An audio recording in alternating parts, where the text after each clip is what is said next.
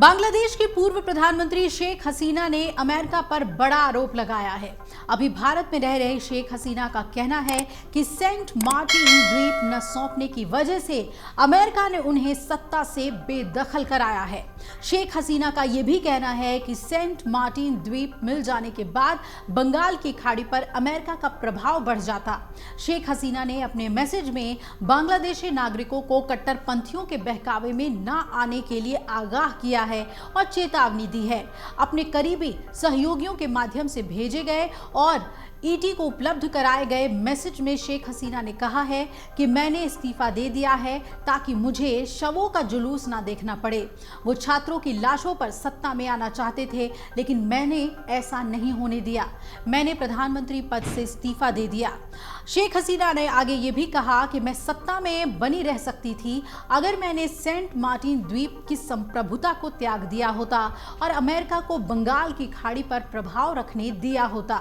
मैं अपने देश के लोगों से विनती करती हूं, कृपया कट्टरपंथियों के बहकावे में ना आए। शेख हसीना आगे ये भी कहती हैं कि अगर मैं देश में रहती तो और ज्यादा लोगों की जान जाती और अधिक संसाधन नष्ट हो जाते। मैंने बाहर निकलने का बेहद कठिन निर्णय लिया। मैं आपकी नेता बनी क्योंकि आपने मुझे चुना। आप मेरी ताकत थे। मेरे दिल में ये खबर सुनकर रोना आ गया कि कई नेताओं की हत्या कर दी गई है और कार्यकर्ताओं को परेशान किया जा रहा है।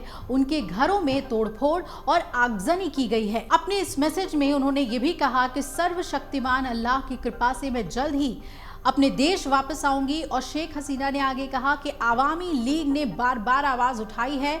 बांग्लादेश के भविष्य के लिए हमेशा प्रार्थना करूंगी। वो राष्ट्र जिसके लिए मेरे महान पिता ने संघर्ष किया, वो देश जिसके लिए मेरे पिता और परिवार ने अपनी जान दे दी। आरक्षण आंदोलन और छात्र विरोध का जिक्र करते हुए हसीना ने कहा कि मैं बांग्लादेश के युवा छात्रों से दोहराना चाहूंगी, मैंने आपको कभी रजाकार नहीं कहा, बल्कि मेरे शब्दों को आपको भड़काने के लिए तोड़ मरोड़ कर पेश किया गया।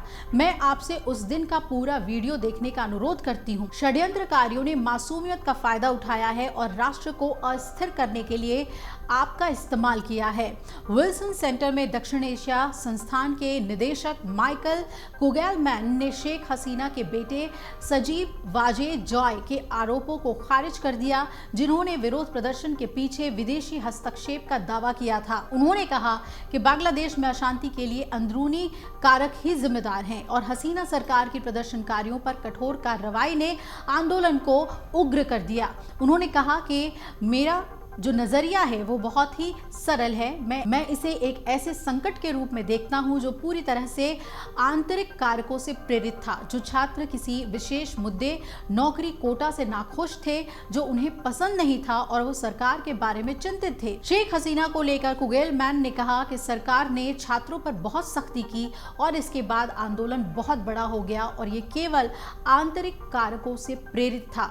लेकिन शेख हसीना ने अब ये खुलासा कर दिया है कि उन्हें साजिश के तहत उनके पद से हटाया गया और इसमें सीधे तौर पर अमेरिका का हाथ है। अगर आप ये वीडियो YouTube पर देख रहे हैं तो हमारे चैनल को सब्सक्राइब करें और बेल आइकन को दबाना ना भूलें। अगर आप Facebook पर ये वीडियो देख रहे हैं तो हमारे पेज को लाइक करें।